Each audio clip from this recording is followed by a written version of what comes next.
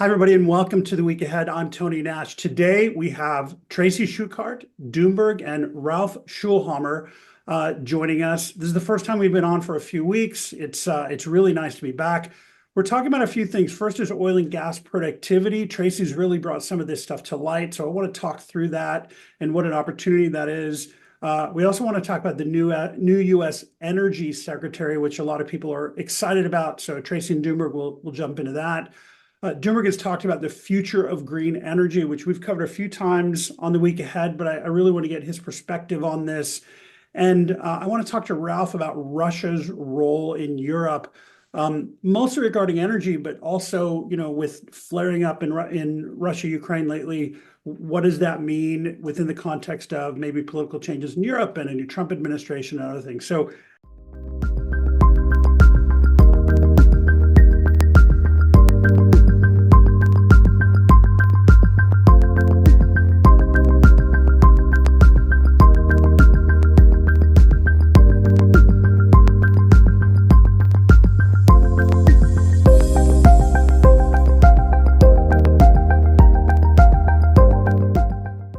everybody, thank you so much for joining us. I really appreciate your time. It's great to have you all back. Tracy, I know that you're on the road in New Orleans, speaking at a big investment conference there. So can you tell us, at least at top of, I don't want you to spoil your presentation, but can you tell us what you're talking about in New Orleans? So I'm talking about the global energy crunch and why North America is key in this, plays a key role. And so really I'm just talking about how much energy usage is set to increase to, just to 2030 globally, but as well as in North America, not only from data centers, but from just usage in general, growing population, industrialization. I think the new administration is going to try to bring a lot of manufacturing and jobs back. So that's going to take a lot more energy. And so really kind of the investment opportunities that I see within natural gas, nuclear, and critical minerals. Great. Yeah, I remember talking at a conference in 2019, and so many people were excited about nuclear, and it just feels like we've been kind of waiting since then, and it really feels like we've turned a corner, which is great. I mean, I'm really happy to see that we've turned a corner because it's efficient and it's a good opportunity. So that's great. I appreciate that update. One of the things that I've seen you post about lately is oil and gas sector productivity. You put out this tweet a few days ago. It's a fascinating testament to the investment and efficiency in the energy sector. It also shows how relatively unproductive tech is. So if you look at this chart, tech is less than half as productive in terms of output as energy. So why is this the case, Tracy? I mean, is it all up to fracking, or what happened in energy to bring out such an amazing productivity kind of revolution since, say, 2012? Well, so yeah, I mean, a lot of that started with fracking, obviously. We have huge reserves. And, just in general, that industry has also been forced to become more productive, right? We've had boom and bust times. They can't run wild and amok anymore. And so they're being forced to be more productive in sort of their technology and what they're getting out of wells. And so, and during that whole time, we just became an exporting nation under the Obama administration, right, in 2015. And so that also has a lot to do with it because now we can export all the stuff that we can't use. I mean, we are the largest LNG exporter in the world right now. Right. Which is kind of amazing coming from a country that really had no exports. And we have a lot more capacity to go, right? So, I live in Houston, Texas, and, a lot of the coastal people think we're a bunch of six-fingered, inbred bumpkins. And, when I talk to people in the energy sector, these are really smart people, and they understand technology, they understand productivity, they understand the global opportunity. And, I guess I'm not surprised that they're productive. I'm just surprised mostly to see how much more productive energy is than technology. So they've really leapfrogged a lot of, say, software and other sectors in the US, which is, to my mind, it just seems crazy. Well, pretty incredible considering, this AI boom, but, that's kind of relatively new happening. And so we'll see what this looks like in a couple of years, right? Great. So what segments in energy do you feel are the most productive? You mentioned LNG. I mean, is that a standout kind of productive sector? Are there other like oilfield services or other things like what parts of the energy complex do you think are the most productive? Because I'm looking at energy stocks and the energy segment, and it seems, compared to a bunch of kind of tech stocks, it seems pretty undervalued. So where do you think It's there are? been undervalued. Right. Nobody wants, nobody I'm wants, pitching your book, right? So it seems pretty right? undervalued. But Nobody wants to invest in energy. But yet you need it to run every business in America, right? right. So. So where do you see the productivity pockets? Like where is not intuitive that we should be looking at where you're like, oh my gosh, this is happening and it's just, nobody's aware of it. Well, I think the sectors that are really going to do well is natural gas midstream, really, Okay. and they're quietly up, almost 17% this year. Okay. And people haven't really been paying attention, but we've got all this natural gas. We're starting to export a lot more. We know when the Trump administration comes, he's going to lift the export pause, the LNG export pause. So we're going Sorry, to have a lot. stop. What is the energy export pause? Can you give us just a little bit of a background on that? It's the LNG export pause. So we have a lot of facilities that are being built out now on the Gulf Coast to basically, pipe natural gas down there, gasify it into LNG and ship it out to the world. Right. Except for the Biden administration put a pause on several of those large projects, which we really wouldn't see the impacts of until like 2027, 2028. Okay. That said, there's still some sizable projects in there that got put on a pause due to environmental concerns of, shipping and gasification and everything Sure. going. So, Trump's already said those are going to be lifted immediately, which I don't think he even needed to say that, given his picks for Right. given his picks for energy. But and so that just means that that's going to have build out more capacity for us to ship globally, and we know that it's a growing sector Okay. globally. We need more nat gas. It's cheap, it's clean burning, and much more efficient than solar or wind. And there's a lot of it. And there's a lot of it, and you have billions of people in Africa that don't even have electricity yet. Right. So one thing, just as a term, you mentioned natural gas midstream. For those of us who are amateurs, what do you mean by nat gas midstream? Well, I like midstream because that's basically transportation and storage. Okay.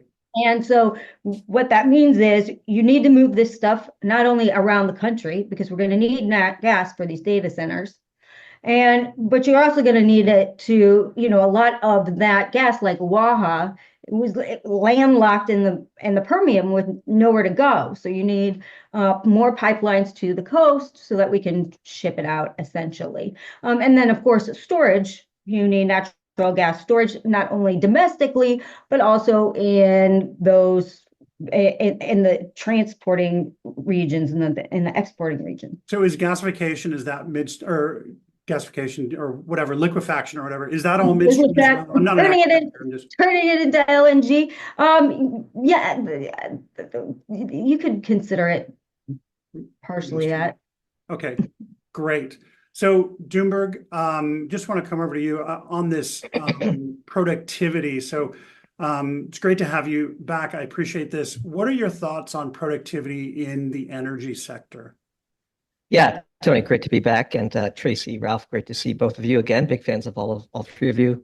One of the things that people radically underestimate, which is a point we've driven home in many of our pieces and in our podcast appearances is that the U.S. oil and gas industry in particular, but really the global oil and gas sector, are giant deflationary machines. They are price takers in a hyper-competitive market. And if you look at the price of oil corrected for inflation, it's basically never been cheaper. And in order for them to survive, let alone earn their cost of capital, they have to spend an enormous amount of investor resources on research and development, breakthrough technologies, and so on.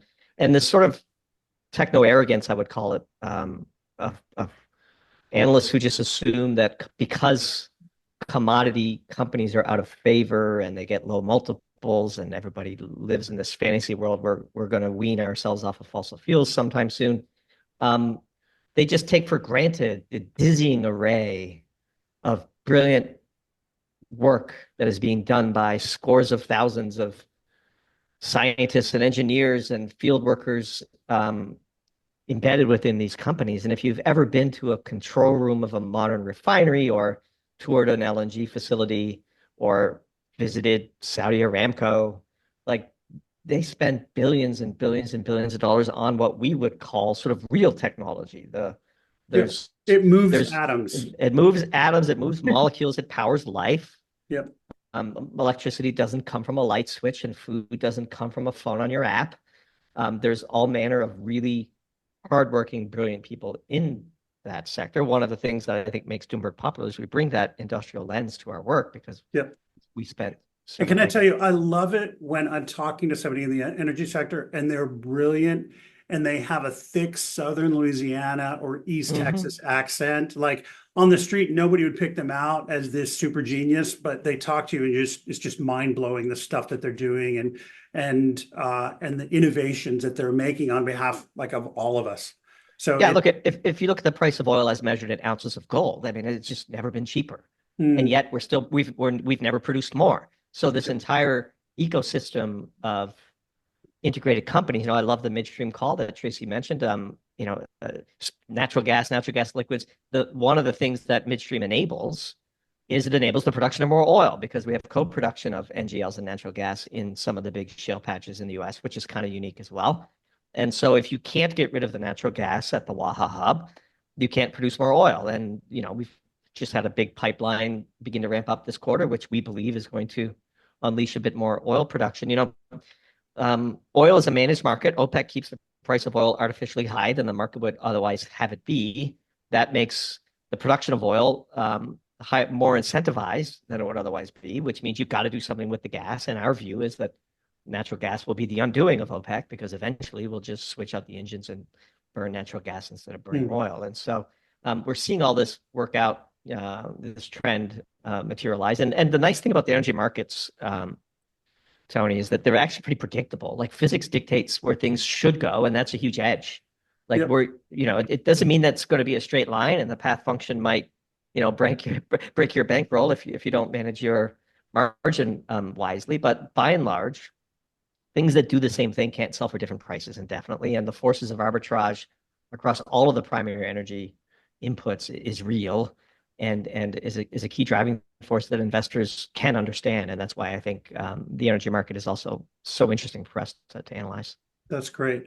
Ralph, can you pop in here and tell us about the dynamism of the European energy market? I'm trying to say that with a straight face.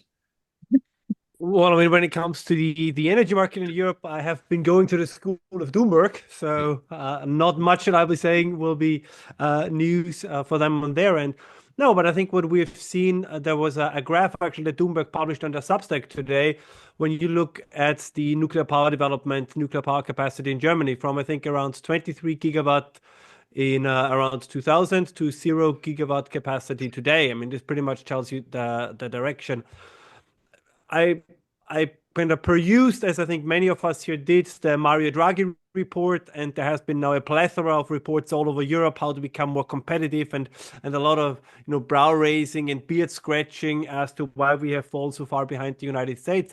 But pretty much every graph you look at, whether it's in the Financial Times and other publications, you really see the little indenture point between 2008 and 2011. And I think a lot of this has to do with the shale revolution. But nobody in Europe talks about it because there is this obsession with rejecting fossil fuels in any form, because I think natural gas is probably, of all the fossil fuels that exist, it's the cleanest burning one, it's probably the most favorable one.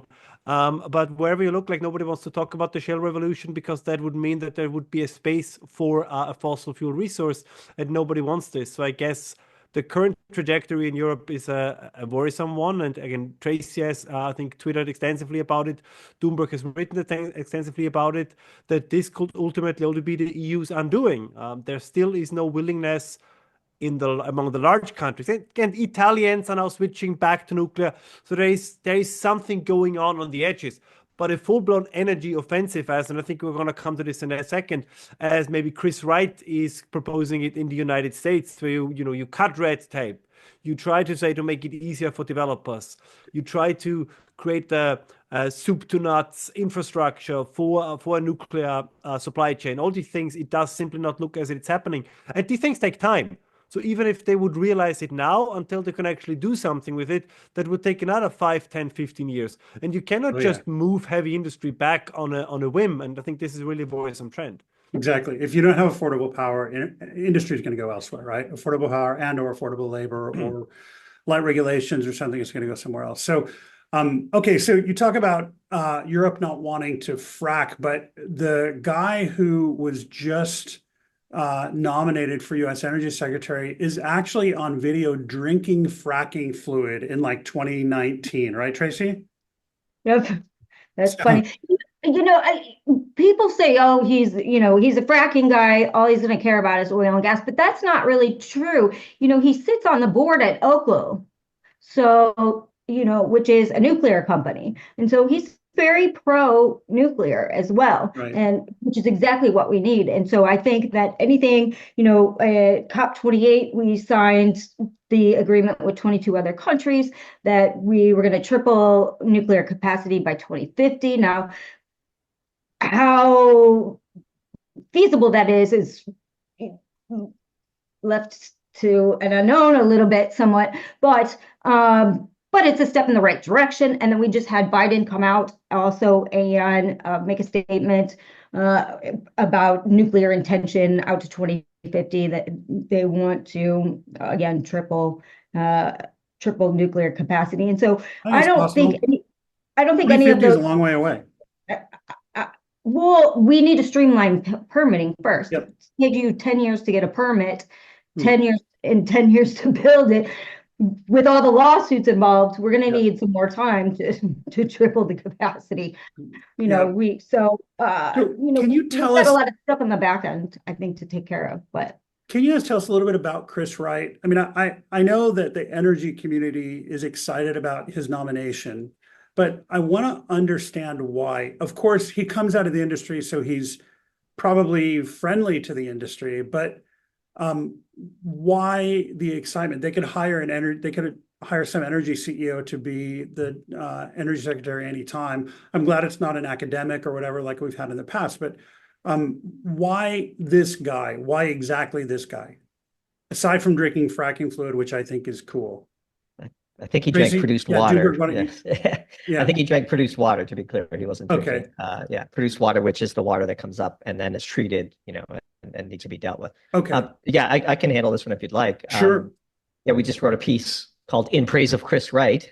And the social preview for that piece was a full-throated endorsement of the Secretary of Energy nominee. Look, Chris is, I wouldn't say a friend, he's an acquaintance. We've been on a podcast together. I'm pretty sure he reads Doomberg. He isn't an oil and gas person. He is an energy humanist. He is a firm believer that energy poverty is a far greater threat to humans than climate change. Mm-hmm. And I think objectively, for humans, is the proper measure and the important words to focus on. The sort of climate change crowd views nature as something to be preserved over and above human flourishing, and humans as a cancer on nature.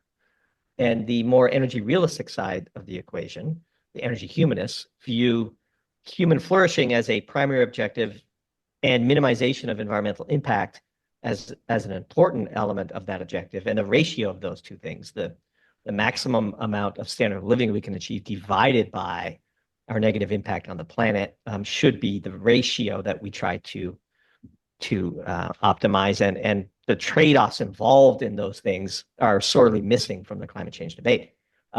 He has an incredible education background. Got his undergrad at MIT and did graduate work at both MIT and Berkeley.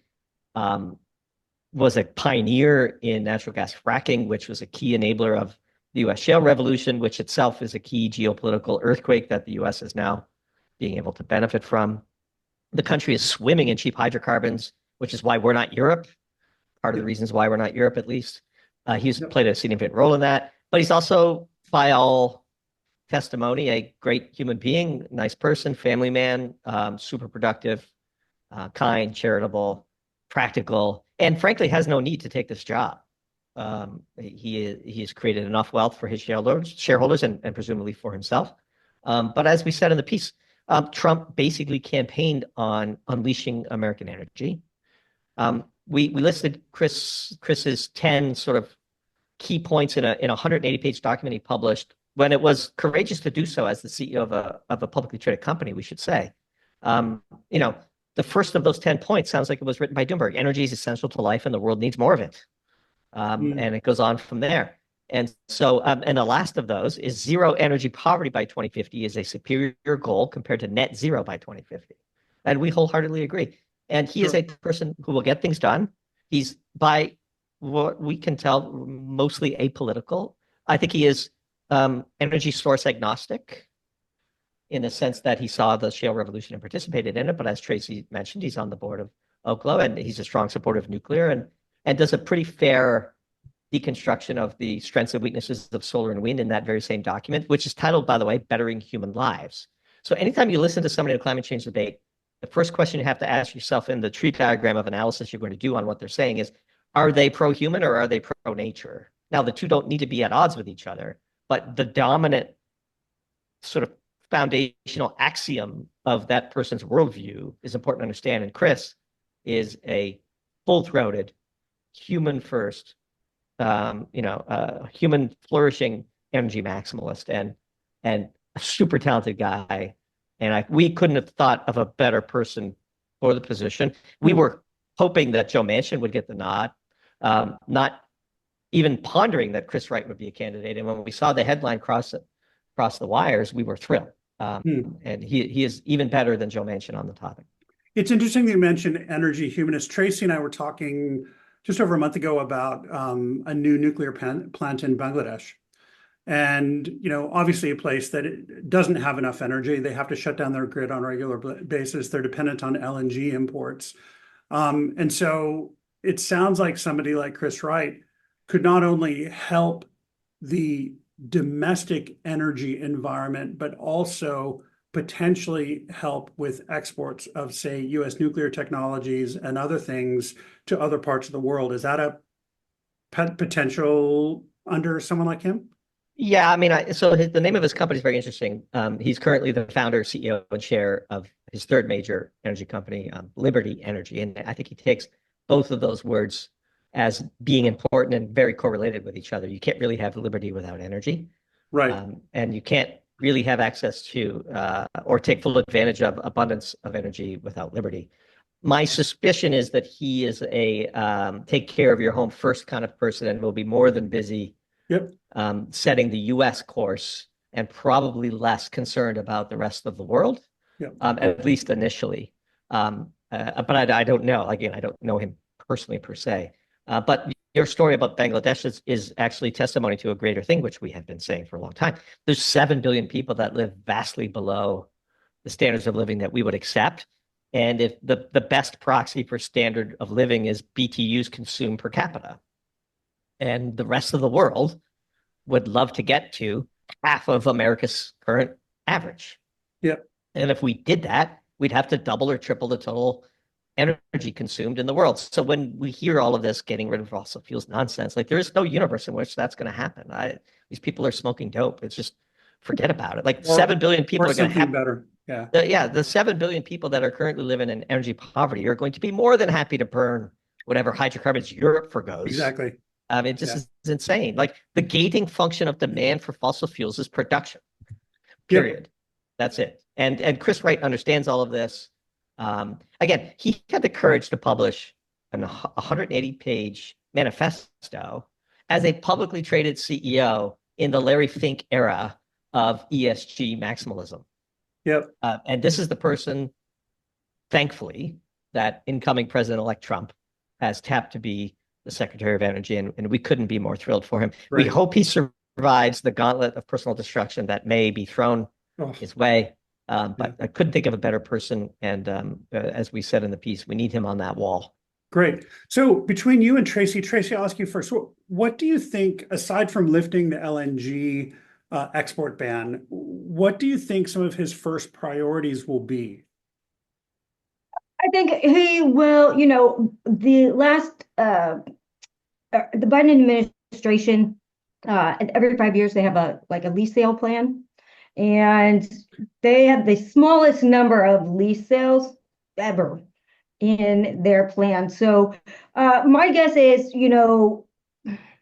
whether or not you can, do I think that you drill, baby, drill, you can make these companies drill more? No, but you can give them more access to leased lands and see what happens. So, I think you'll see more leases. We'll probably see Alaska revisited, and probably some blocks in the Gulf as well. So, but again, I hate that drill, baby, drill, because, you just can't make companies do that, and they're still beholden to their shareholders. And, I don't think they're going to make the same mistakes that they have in the past. What I hear when I hear build, baby, drill, I think it's just a vernacular for more energy output, period. I know that it can be taken literally, but I hear it as a kind of a figurative, we just need more energy output because that's what we're good at doing. We do, and we should. Yeah. Okay. What do you think his priorities will be when he first takes over? So I think there's a bunch of moves on the board. One is a massive overhaul of the federal regulatory environment. The U.S. Constitution did not envision significant interference in what amounts to state-level regulatory privilege. Mm-hmm. And it's through a vast abuse of the Commerce Clause that federal regulators have inserted themselves in energy development. I think the neutering of Chevron by the Supreme Court last year will be taken full advantage of. We should note that beyond the Secretary of Energy, Trump has just as importantly created a National Energy Council whose job it is to remove all barriers to domestic energy production. I think we will see an overhaul of the NRC, which is vastly needed for the nuclear renaissance that we were discussing earlier. I think it needs to be raised and reconstructed. But I would also put something on your radar that we're going to write about probably next week. There's this whole backdoor way in which California has been allowed to effectively set national energy policy through the system of waivers that they get from the EPA, where they have special blends of gasoline, and they get to impose on the automakers very strict emission standards and so on. And then the rest of the country kind of sort of has to fall in line because people who make lawnmowers don't want to make one for California and one for the rest of the states. I think Trump knows about this, has it in his sights, and will work with both the Department of Energy and the Energy Council, which includes the new nominee for the Secretary of Interior, for example, and a few other big names that are yet to be announced. I think there's going to be a big tug of war between Gavin Newsom and Donald Trump in the next 4 years. And I would venture to say, and we'll probably lead the piece with this, that Gavin Newsom wasn't all that disappointed with the election result because that means he can run in 2028. Oh, and yeah. he's already positioning himself as the anti-Trump on environment. And California has an outsized impact on U.S. federal policy on many things in the environmental sector. And I think Trump is gunning for that early on in his administration. So I'd keep an eye on that. Yeah, I think a lot of Democrats are not displeased with the outcome of the election. Well, I think Shapiro and the governor of Michigan were probably secretly, and Kentucky. Yeah, fingers crossed with a hand behind their back. And I noticed voter turnout in Philadelphia magically was lower. So who knows? Yeah, crazy. Okay, good. Let's move on to a piece that you wrote recently, Doomberg, on shift shaping the future of green energy. You look at the likely impact of the Trump administration on the climate agenda. We also have the UN climate change meeting, the COP29 in Baku this week. So, Tracy and I have talked several times on the show over the past year about how actual interest rates choke off green and climate finance because people actually have to pay it. When you're in a ZERP or NERP environment, it's easy to pay for this stuff. But when you have actual interest rates and a cost of money and a cost of time, these things, become much, much more costly very quickly. And that's kind of illustrated by the number of wind companies and solar companies that have either gone bankrupt or had fiscal problems over the past, year or so. But what else is happening? We're hearing a lot of heartfelt pleas. The former climate secretary of Pakistan spoke at the COP saying that they need, I think, $100 billion a year or something for climate change financing or something. So Sure that is. help us understand what you see as the future of green energy. I think this was a catastrophic result for the climate change movement. I think this is a classic Ben Hunt narrative shift. Let me tell you a dirty little secret. Almost every executive that I know in heavy industry never really believed that climate change was the existential threat that they were instructed to say it was. They had to say. And everybody went along to get along because everyone else was going along to get along. And suddenly, in a moment, Trump made it okay, not only okay, but actually politically expedient to speak truth on the matter. Like, I could tell you that of the Fortune 100 CEOs, 95 of them think climate change is not all that big of a deal, certainly not worth completely rewiring our energy infrastructure over. Yes, they had flashy booths at the various COP meetings, and they had whole armies of public affairs and sustainability teams on their payroll that they would love to fire if they could. And many of them will now, and it'll suddenly become a competitive disadvantage if you don't. So we just told the story in the piece we published yesterday about Elon Musk, breaking all the rules and illegally building a natural gas power plant in Memphis to fire up his data centers. Well, Microsoft would never do that, quote unquote. One of the reasons they wouldn't is because they have these carbon climate goals. Well, they're going to get rid of those or they're going to go out of business. Like, they're not going to be competitive in the new Trump world. And 4 years of Trump is a death blow to the climate agenda. And we think there's going to be a stampede to the exit because actually this is very in line with what they actually believe and would tell you in secret. And so look at what's happening in COP29. Nobody went. Justin Trudeau didn't go. Ursula von der Leyen didn't go. Nobody's gone. Biden didn't go. Olaf Scholz didn't go. This is the air coming out of the climate balloon, and the snapback is going to be violent. And I think people are radically underestimating this still. Trump hasn't been sworn in. There's all manner of things. What was he literal in what he said? Judging by the nominations he selected, I suspect that he was very literal in what he ran on. We called it at the end of COP28 that was peak ESG, not knowing that Trump would get elected, of course. But I think the election of Trump is a watershed. It is a catastrophic kneecapping of the entire charade, and it's going to come crashing down. We are going to run the experiment. We're going to keep burning fossil fuels, and we will react to the negative consequences as they arise, which has always been our view, a far more economically efficient way to handle the challenge, no matter how real you thought it was. But Doomberg, I have to, counter what you say and remind you that this is an existential threat, and we have 3 years until we're all going to die because the environment is going to, temperature is going to rise by 2 degrees Celsius. So it's existential. 2 weeks to bend the curve, right? Right. So, I have 23-year-old twins, and they don't really subscribe to any of this stuff.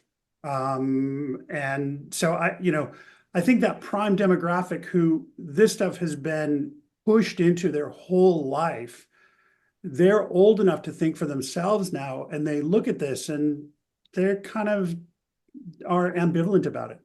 So even these kids who've been this has been pounded into them, they're not even true believers. And so I think people are starting to realize that this is an industry in and of itself, and Al Gore is the founder of it, and it's kind of run its course.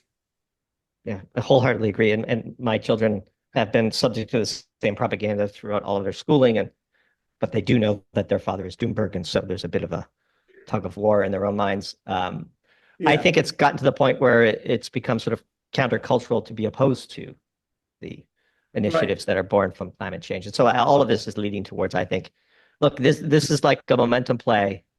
And, momentum is very fleeting. Yeah. Yeah, I think if Trump hadn't won the popular vote, I think a lot of these things would be very tense still. But because he won the popular vote, I think people are just kind of shrugging their shoulders and going, "Oh, okay, we're done with this." Yeah. And he has made it okay to say what you really mean. And many people will. And those that don't will be left behind competitively.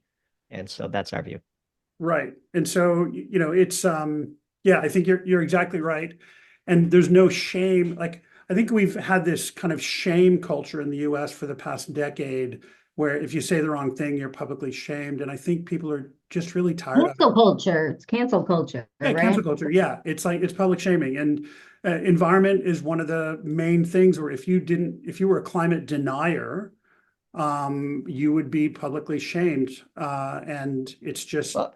Think about how deeply offensive that term is. It's a form of Holocaust minimization, right? I mean, to use the word denier in that context, I think is deeply anti-Semitic. Yep. And it's expressly used for that purpose. You don't want to be looped in with people who deny that the Holocaust happened. And I think it's just, it's high time people call that out. Like, I hate that term. I wish people didn't use it. I think it's deeply offensive. Yep. Yeah. And I think it's really interesting to see. A few years ago, we started to see jokes about Greta and other people. And I think that was just the tip of kind of the iceberg in terms of things breaking. And I think now with Trump particularly him getting the majority vote, it's just kind of everyone can just exhale and we can all say what we really think, which is great. Nobody hates the environment. Nobody hates the climate. Nobody wants to see rivers burning or anything. I don't believe any of that. It's not as extremist as people have said for years. But Ralph, so Europe seems to be stuck in about 2014 in terms of the ESG movement.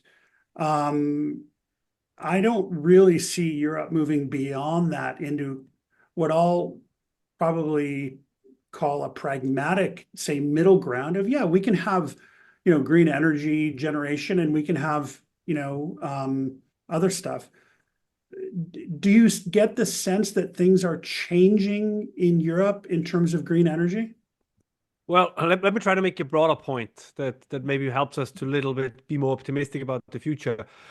If you go back about 130 years in the 1890s and at the turn of bear with me, and at the turn from the 19th to the 20th century, you had what I would call the bureaucratic revolution in the West. I think in the United States, you had the assassination of President Garfield, right? This led to the end of the spoils system and the development of an actual merit-based public service in the United States. Something that then later on, particularly Woodrow Wilson, I know he gets a bad reputation today, I guess, because of his ideological leanings.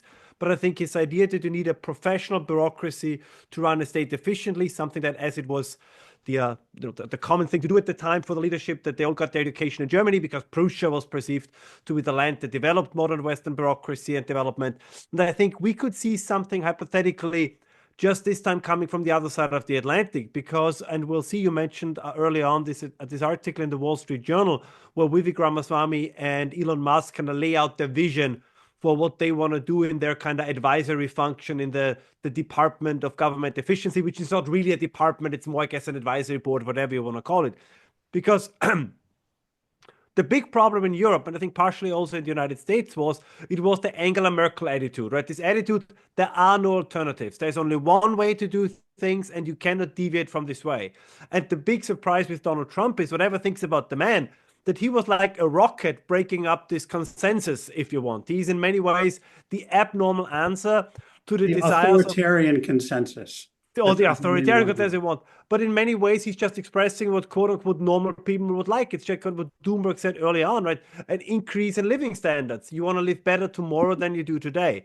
Now, if it should happen that in the United States, the Trump administration pulls off partially what they plan to do. Not so much the details, but to show you can actually still reform a government in the 21st century.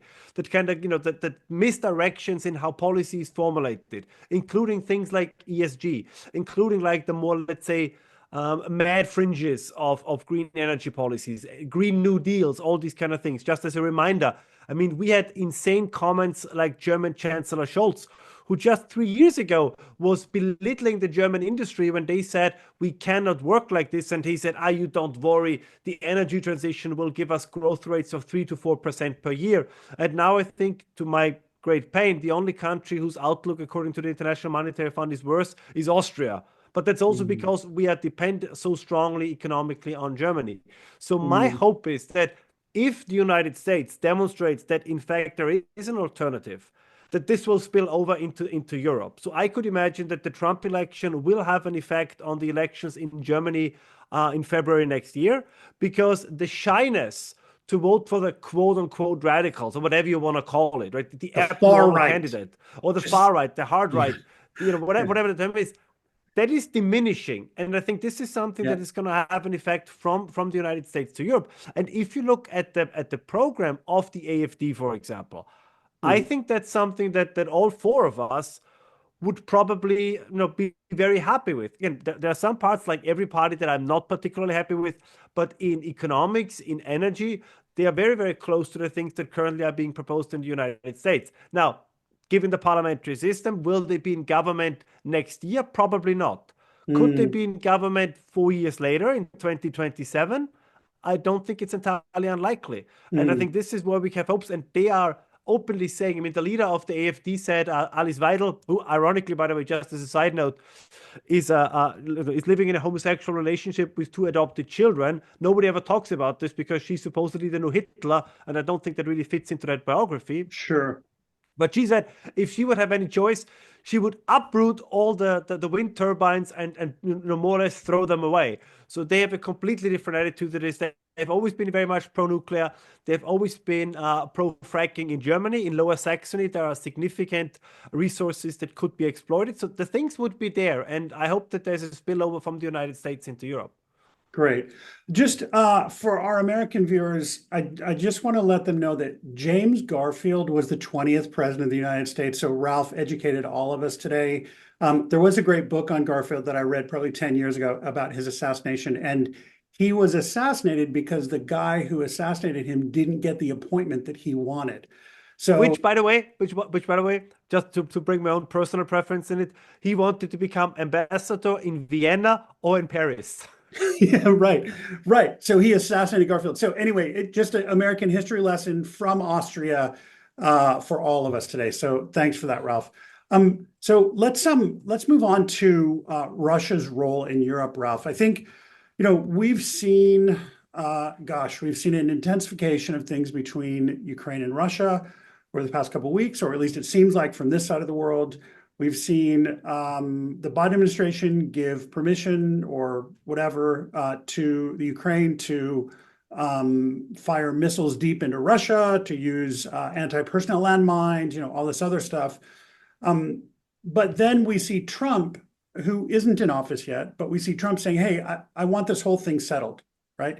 So I think we're at this point of maximum chaos where we can actually talk about what are the possibilities for Russia in Europe. Like, is that a dead relationship, or are there places that Russia can have a relationship? My belief is that Germany desperately wants a relationship with Russia for a lot of reasons. And Poland doesn't, but Germany does. Other places do. So what do you see as the potential for a relationship of the EU or individual European country relationship with Russia? I think energy is a key part of that. What other parts are we not thinking about? Well, I think what we're currently seeing also in parts of the United States is that they're upping the ante. I think the Treasury Department has announced new sanctions today. Europe is going to pass its 15th sanction packet, supposedly before December. Although I think that the Treasury actions now, because they also affect the Gazprom bank, that could be troublesome for Europe and the way they're still buying particularly natural gas from Russia. But on the broader question that you were asking, I mean, historically, there was always the problem with Russia. Russia is not fully part of Europe, but it's also not fully not part of Europe. And that historically has always been something that has been bothering Moscow. I still believe, in my opinion at least, that one of the reasons why Ukraine was attacked was partially the argument that is being made by people like Jeffrey Sachs and others, right? The fear that NATO comes too close to Russia's borders. But I think it was equally driven by the fear that they would finally be completely excluded from Europe. I mean, Russia, Doomberg wrote a wonderful piece on this just recently, I think, about Turkmenistan and the natural resources in Central Asia. So from a purely economic viewpoint, I would argue that if Russia would have invaded a couple of those Central Asian republics, it would have been more beneficial. And the public opinion globally in the West, everybody would have said, oh my God, this is horrible. But nobody would have gone to war or would have imposed sanctions on the behalf of Turkmenistan or Kyrgyzstan.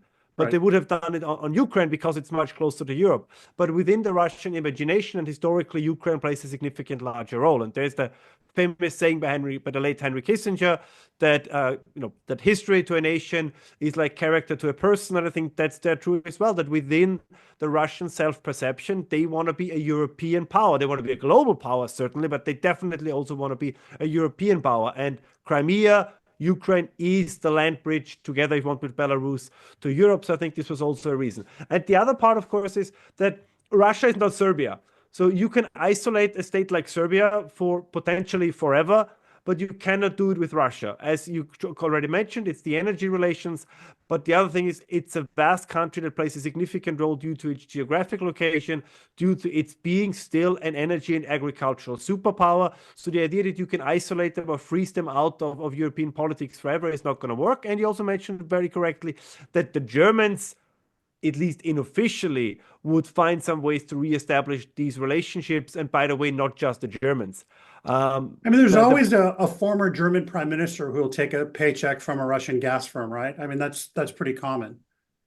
Yes, and historically, again, one tends to forget this. The relationship between Germany and Russia is a very interesting one. There are not many countries who fought wars as brutal and as violent as the Germans and the Russians. Oh, yeah. But there are also not many countries who have fought such wars and then always found ways back together again. But the relationship between Germany and Russia has always been a very unique one. And this is, by the way, also, and I'm very curious to hear what Doomberg has to say about this. This is something that I'm a little bit worried if the United States should truly retreat from Europe, and there are many good arguments to make about this. Our friend Elbridge Colby makes a similar argument, kind of that the United States need to focus more on the Pacific. But that could also mean that European countries then are no longer viewed as kind of this collective under an American security umbrella, but that they will start to pursue their own national policies. And I think if we would look at German national interests in isolation, then rapprochement with Russia is definitely within the cards and potentially very high up on the priorities list. And this is something that if we go down this rabbit hole a little bit, this will start to worry Poland. Because one thing I have to admit, and I admire the Poles very much, we had a veritable Polish economic miracle over the last 20 years. So they have done fantastic stuff domestically, especially in the realm of economics. But they still have this weird attitude that they antagonize Russians and Germans at the same time. So as you correctly pointed out, so they talk about ever harder measures against the Russians, understandably, but they also at the same time say, oh, we want reparations from the Germans for everything you have done to us in World War II, which is not received very well even by a left-wing government in Germany. And historically, we have seen what, unfortunately, and I don't want to be a cynic here, but what happens to Poland if they antagonize the Russians or if they are squeezed between a Russia and a Germany that gets along too well. And so this is something we have to look at also, and as Doomberg has also mentioned in his recent writings, if current economic and energy troubles should lead to a split up of the EU in whatever way, shape or form, plus a retreat of the United States from Europe, well, then all bets are off. Then all the European nations will have to find a definition and how to pursue their national interests. And who knows what that will mean. So I think if you want to keep Europe stable, the United States probably should stay. But of course, I'm biased in this respect. Yeah, that's great analysis, Ralph. In Poland's defense, having been overrun by Russians and then Germans and then Russians again, I think I'd be a little bit sensitive too. As I said, historically, I don't blame them, but it's that will always be their big dilemma, that they're squeezed between two powerful neighbors, or one powerful neighbor and a once powerful neighbor. Yeah, exactly. Tracy, what do you think about Russia's role in Europe? I mean, obviously through an energy lens, but through a political lens as well.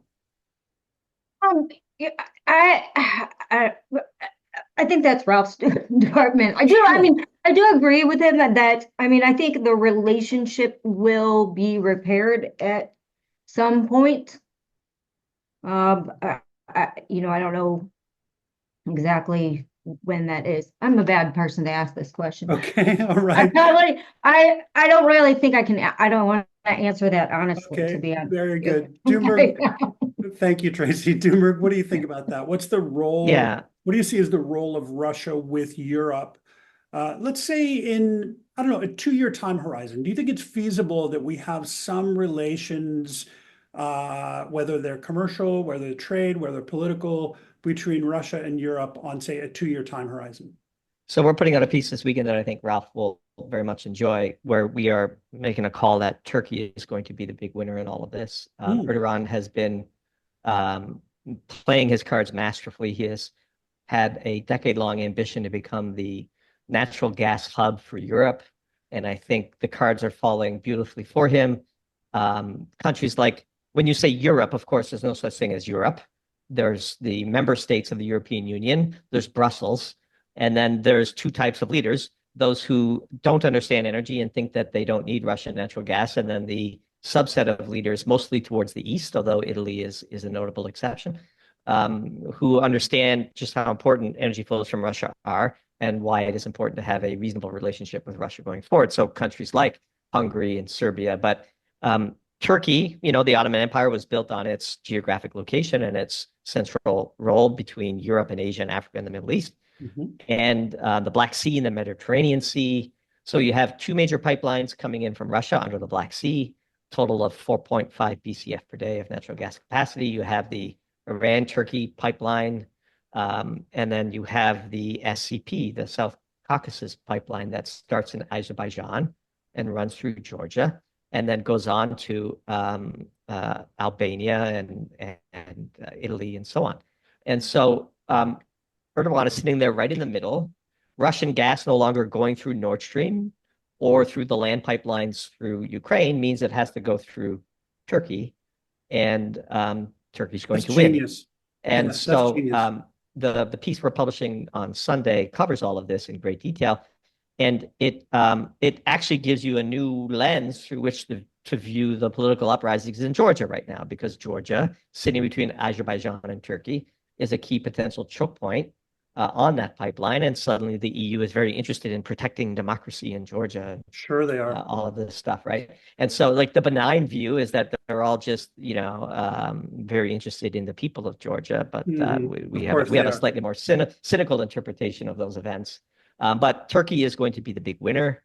Hungary is going to be another big winner. You're going to see a wave of investments of Chinese champion automotive manufacturers, in Hungary, so they can circumvent the tariffs. I think all of this is going to lead to the destruction of the EU. Physics almost mandates it. Like, Germany no longer gets more from the EU construct than it loses in this scenario.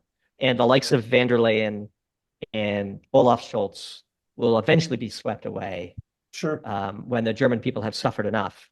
And so Yep. that's our view on the situation. They're creatures of the bureaucracy, right? Do you think the EU itself will be swept away, or just say, the efficacy or the power of the EU? I'm suspicious. I don't think the organizations themselves will be swept away, because you have too many creatures who live off of that. I disagree. Okay, great. If the EU no longer serves Germany, and believe me, it did for the first few decades of its formation and initial runway, there is no EU without a fully participating Germany, and there's only so long the traffic light coalition types in Germany will hold on to power, as Ralph was saying Right. earlier. You could even see a breakup of Germany. I think there's such a chasm between East and West Germany today. Reunification in Germany has not been as smooth as we are sort of led to believe, and there are still significant frictions between the two sides. The East laments many of the policies of the West, and the West laments picking up the tab to incorporate the East. I think it's not impossible that look, borders get redrawn all the time, and they're almost always redrawn via military means. We've had Yeah. hundreds of border shifts in the past 1,000 years. Like the current borders, either at the supranational level or within the nation state, are never really permanent. I think we're going to see a redrawing of the borders of Ukraine. So, Ralph, go ahead. Looks like you want to. Yeah, yes, I think that Ukraine, I completely agree. The only thing that gives me hope that Germany hopefully would not break apart is that everything that Duma said is 100% correct, except if you look at the younger generation. That's an interesting shift, that the below 35-year-olds, they become more patriotic and they turn more towards the AfD. Now, to be very clear, the AfD would not be my choice to be the potential saviors of Germany, but it is what it is, right? We have to deal with the cards that we are dealt. So this gives me a little bit of hope that both among the younger generation in the West and in the East, they now have more in common than, let's say, the generation that was born before 82, or that fully experienced the fall of the Berlin Wall. But one thing is clear, I think, again, Doomberg is absolutely right. It depends how long the German people are willing to suffer. And of course, how much can you reverse it? I think there is this idea, and I'm curious to hear you guys' position on this, right? There's this almost religious belief in the business cycle. It goes down, it goes up, it goes down, it goes up, but there's always a slight trend towards improvement. But what happens if you're in a situation as a country, and I'm afraid that Germany is at least on a course to that, what if it doesn't go up again? I mean, you have a famous saying, Tony, always wait for the revision, right? Always wait for the revision. Always wait for the revision. And if you look at trademark. Yeah, you should trademark it. Hmm. Because it has been so true, especially if you look at the growth predictions and projections of Germany. They have, for 2 years now, not almost, every single time, they have been revised down. So there's same thing with the US. Yeah, right. They sit down and say, okay, this was a bad year, so next year must be better. But and of course, they also don't want to say it's going to be worse, because then you have a self-fulfilling prophecy potential as well. But the point is, the upswing that is constantly announced, what if this upswing never comes? Yeah, this is what worries me. And I think then the AfD is the least of our problems. I have a minor modification to watching the upcoming elections in Germany, which I believe are scheduled for February. I would add the AfD vote to the BSW vote, which is the sort of the populist vote on the far left. And in fact, the US is far more able to be a buffered system that regresses to means, because it is a two-party system where winner takes all. And Germany fracturing across multiple parties with a far left and far right populist movement means we might never really get that Trumpian figure who is able to cut the knot and to bring the country back to a more sane set of policies. So watch the sum of AfD plus BSW as a total rejection of the incumbent parties, but at the same time, a threat to the ability to form a coalition that can actually govern. Burn it down, right? Yeah. That looks like that's what's going to happen. Yeah. So here, I have a question, and we could spend hours on this next question, but I just want to get like your 30-second knee jerk on this. You're talking about the EU breaking up. When was the inflection point for that? I'll tell you my hypothesis, and you tell me where I'm wrong. Tracy had to go speak, so I apologize that she had to leave, but she's very gracious to join us while she's at this conference.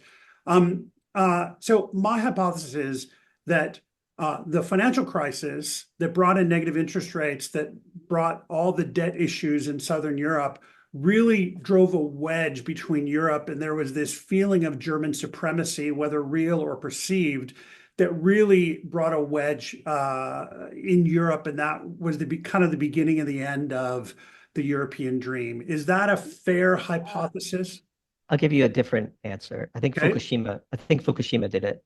Okay. I think Fukushima, which then caused Merkel to cut the worst sort of political deal of all time with the Green Party to sort of negate their political force.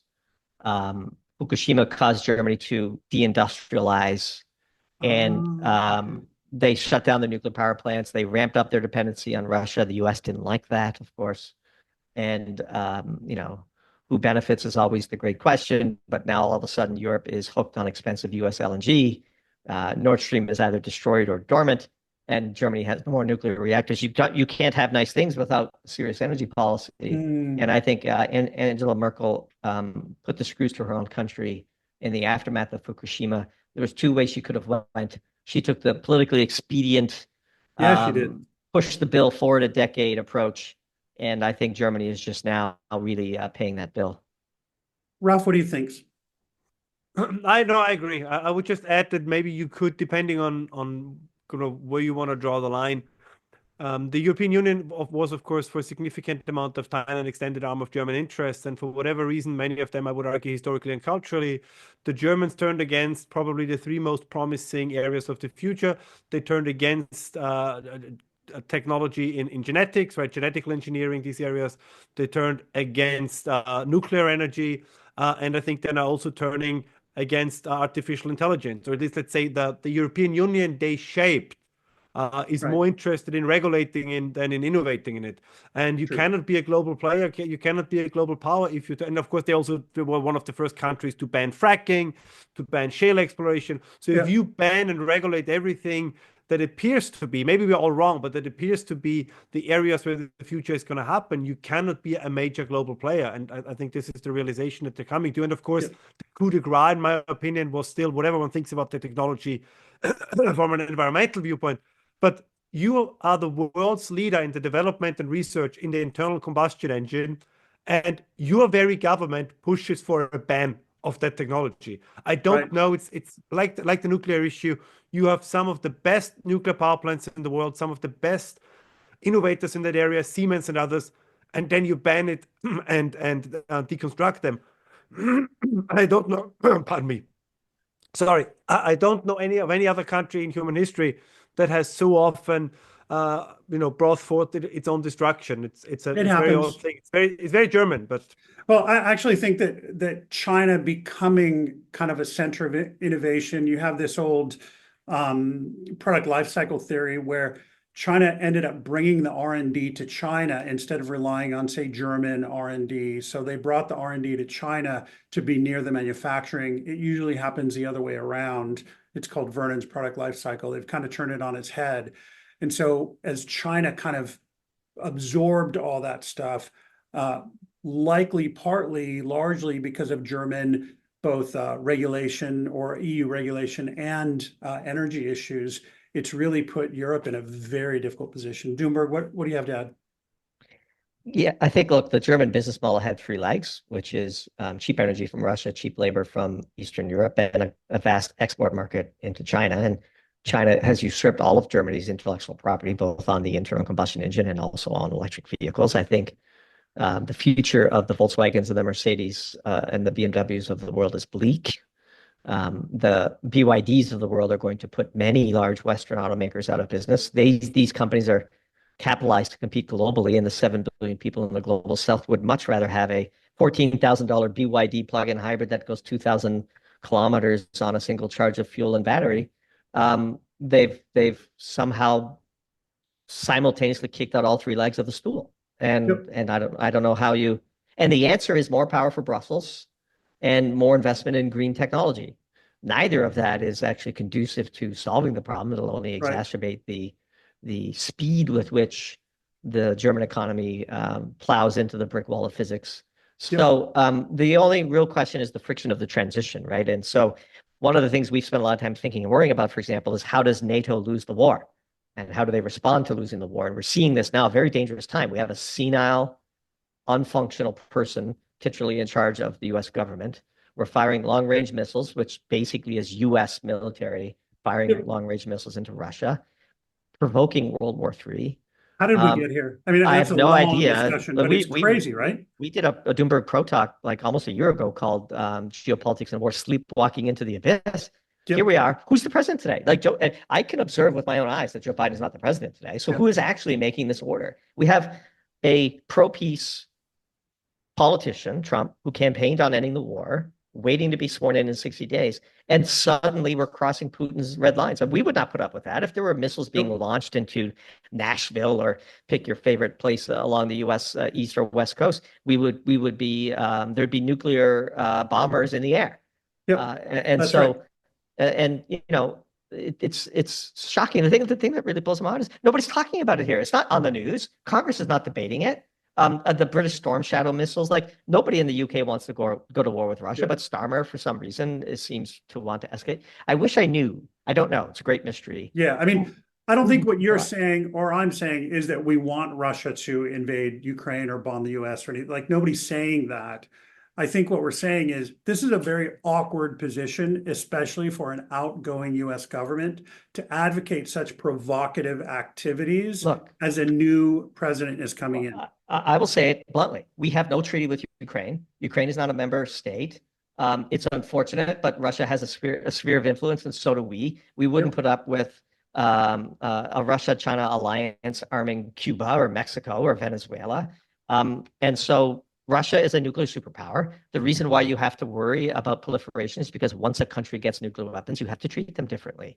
Yep. If this whole false analogy of appeasement in World War II, look, if Germany and France and Britain had nuclear weapons in 1938, World War II would have gone differently. Yep. I don't think Germany would have invaded Poland under the threat of a nuclear war with France and Britain. So Yep. Russia has the world's largest and most sophisticated nuclear arsenal. There was a time where I remember crawling under my desk in elementary school doing nuclear drills because we were worried about the end of humanity. Détente and mutually assured destruction are real. Somehow we've forgotten those lessons. We just assume that Russia is a country with a gas station on it, or whatever the phrase is. Russia is a very sophisticated country with very deep manufacturing capabilities, unlimited energy resources, scores of thousands of engineers. They're out producing NATO. I don't know what we're doing. I don't know what we're doing. I wish I knew. I wish I knew the answer. Like, is there some door behind which if I open it, I'll understand what's going on? Because I'm missing something very important. The biggest losers in all of this are the people of Russia. The people of Ukraine by a wide margin. There were diplomatic off ramps. Anybody who denies that, I think, is not being very disingenuous. They're being very disingenuous. That's the way to say it. There are still diplomatic off ramps. Yep. And I think we should look hard at trying to take them. Yep. So, but it is what it is. I mean, the same people who are the architects of this terrible energy policy are the same architects of this military strategy, and why they would have, any more competence in that area. Perhaps I shouldn't be so surprised. And I would add one point, because I think that is so true. And I would add one point that if you look at the political parties and movements that are behind this policy, it's also the same politician and movements who are very often behind the green transition and the Green New Deal. There was a time, and this is what I hope, is my highest hopes for the new Trump administration, is that a sense of realism. We, just as with the energy transition, just as with the military operation, and not a potential outcome of this war, there is, on the one hand, reality as it presents itself on the ground. And then on the other hand, there are the, let's say, ideologically driven ideas. And even though they don't fit together, there is a certain class within the West, whether you want to call it the establishment, the elites, whatever term you want to use, and they're unwilling to accept that, exactly as Doomberg said. I mean, it's very hard to accept, let's say, the advice or advocacy of people, if you go back, and we have all the receipts, as the saying goes, that told us in March 2022, like, the Ben Hodges and all of them, the Michael McFalls, Russia is about to collapse, and by November, Ukrainian troops will be on the brink of marching into Moscow. They were wrong for 2 years. And yet somehow we are still supposed to listen to them. And exactly as Doomberg said, I'm just very worried. The same people who say Russia is never going to use nuclear weapons are the same people who said Russia is going to collapse in the fall of 2022. So it's very worrisome. It's just not true. So, I think hopefully we can make our way out of this. Hopefully we can have pragmatism prevail over moralism, and we can, find a path back. And I'm hoping that there's a point where Russia can have a relationship with Europe. And it'll probably start based on energy, and it'll move into something a little bit more, I'll say bureaucratic or governmental or something like that. So guys, thank you so much for this. We've just taken a lot in over the past hour. So thank you so much. It's always amazing to get your insights on this. So I really appreciate this, and have a great weekend ahead, and have a great week ahead. Thank you so much. Thanks, Tony. Thank you. Good to see you.